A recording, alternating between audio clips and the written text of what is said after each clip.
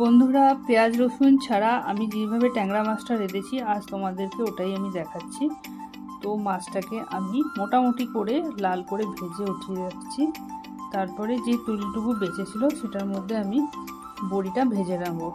বড়িটা মিডিয়াম সাইজের হবে বড়িটা, ওটাকে একটু লাল করে ভেজে রাখলাম। দেখো সমস্ত তেল টেনে নিল বড়িটা।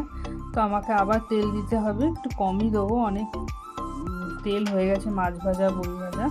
তারপরে এবার দিয়ে দেবো সাদা জিরে, কালো জিরে হলে ভালো হতো, আমার কাছে ছিল না, তাই সাদা জিরে আর কাঁচা লঙ্কা চিড়ে দিয়ে দিলাম। শুকনো লঙ্কা দিলে ভালো হয় কিন্তু আমি দিই না। তো আলুটাকে এইভাবে কেটেছি, কেটে এবার 1-2 মিনিট ভেজে টমেটোটা দিয়ে দেবো। এবার আমি এই বাটিটাতে হলুদ, লঙ্কার গুঁড়ো, ধনে গুঁড়ো আর জিরে গুঁড়ো একটু জল দিয়ে গুলে রেখেছিলাম, সেটা দিয়ে দিলাম। এবার নুন দিয়ে দেবো পরিমাণ মতো, আন্দাজ করে সবাই দিতে পারে। পরে নামানোর আগে একবার টেস্ট করে নেবো। এবার ভালো করে কষাতে হবে তেল যতক্ষণ না বেরিয়ে আসবে।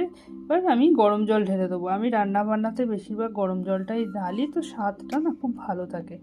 এবার ঝোলটা ফুটে উঠেছে, এবার আমি বড়িগুলোকে দিয়ে দেবো, কারণ বড়িগুলো একটু টাইম লাগে করতে, একটুখানি গলতে। তো আমি বুঝেই দিয়ে দিই বড়িটা। তারপরে আমি নামানোর 5 মিনিট আগে আমি মাছটা দিয়ে দিলাম। এবার মাছটাকে সিম করে 5 মিনিট ফোটাবো।